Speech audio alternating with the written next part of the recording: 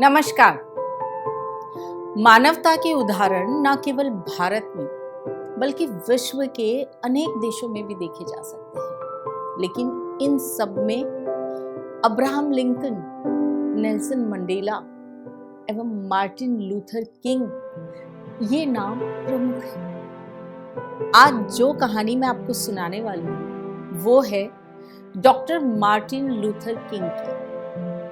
तो कहानी की शुरुआत होती है सन 1929 में, जब अमेरिका के एक राज्य जॉर्जिया के एक शहर अटलांटा में एक क्रिश्चियन उपदेशक के घर एक बेटे का जन्म होता है और प्यार से बेटे का नाम मार्टिन रखा जाता है। बचपन से ही मार्टिन का दिमाग इतना तेज था कि उन्हें प्राइमरी एजुकेशन के बाद आगे की पढ़ाई के लिए जब प्रमोट किया गया तो उनके तेज दिमाग को देखते हुए उन्हें सीधे 2 क्लास आगे प्रमोट कर दिया गया। इस वजह से सिर्फ 15 साल की उम्र में ही मार्टिन ने अपने कॉलेज की पढ़ाई करना शुरू कर दी थी। मार्टिन ने नागरिक शास्त्र में डिग्री हासिल की और यहीं से उन्होंने मानव अधिकारों को जानना और गहराई से समझना शुरू कर दिया। इसके बाद उन्होंने बोस्टन यूनिवर्सिटी से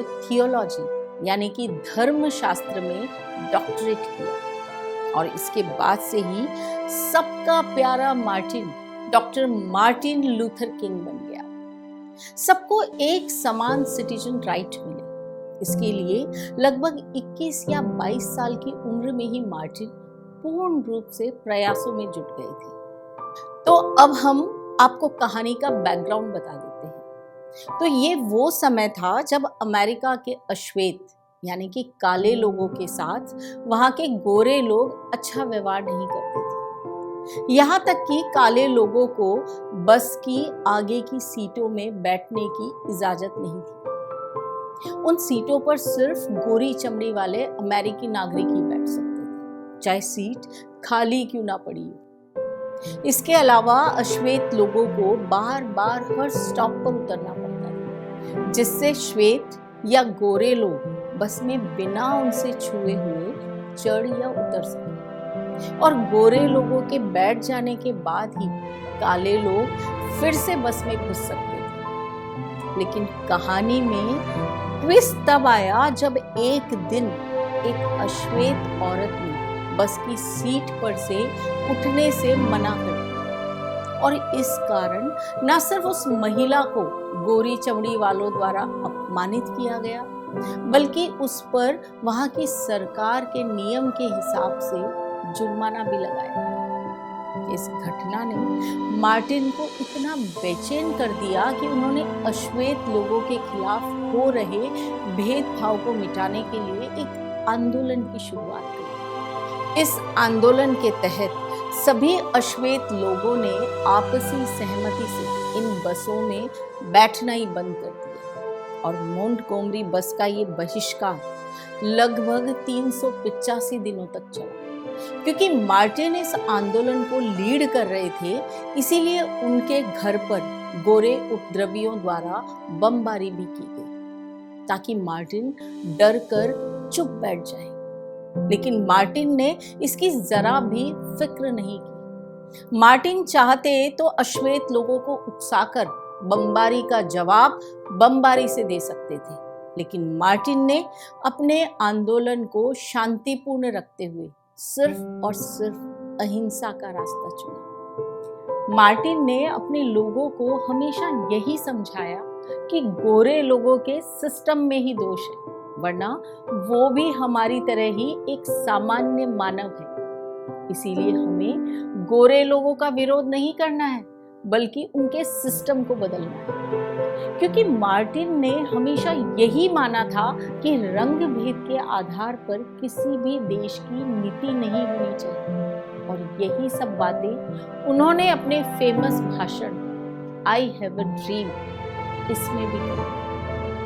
साथ ही मार्टिन ने अपने लोगों के साथ मिलकर अमेरिकी समुदाय के हक में वॉशिंगटन सिविल राइट्स नाम का एक मार्च भी निकाला। हालांकि इस सबके बाद अमेरिकी सरकार के आदेश पर मार्टिन लूथर को गिरफ्तार भी कर लिया गया इस घटना में एक पॉजिटिव काम ये हुआ कि मार्टिन लूथर के इन सभी प्रयासों के कारण अमेरिका से नस्लीय भेदभाव बहुत हद तक खत्म हुआ। अश्वेत लोगों की कई मांगों को माना गया। इस आंदोलन के बाद मार्टिन लूथर लोगों के हीरो बने।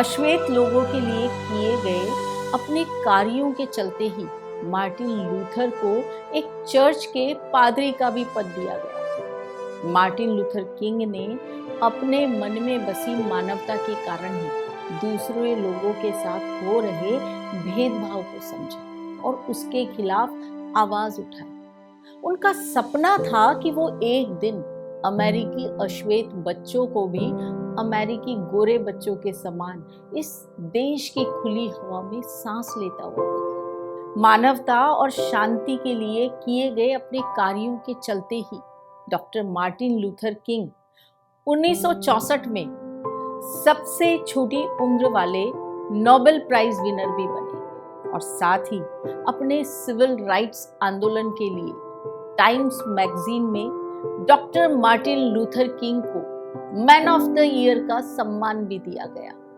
एक तरफ जहां सारी दुनिया डॉक्टर मार्टिन लूथर किंग के कामों को सराह रही थी और अमेरिका की जमीन पर मानवता की नींव को गहराई से स्थापित करने के लिए किए जा रहे प्रयासों में अप्रत्यक्ष रूप से मार्टिन का साथ दे रहे थे। और वहीं कुछ लोग ऐसे भी थे जिन्हें मार्टिन फांस बनकर खटक रहे थे और इसीलिए एक दिन गोली मारकर मार्टिन लूथर किंग की हत्या कर दी गई। लेकिन उनकी मौत ने मानवता की इस अहिंसात्मक लड़ाई को और भी प्रबल कर दिया।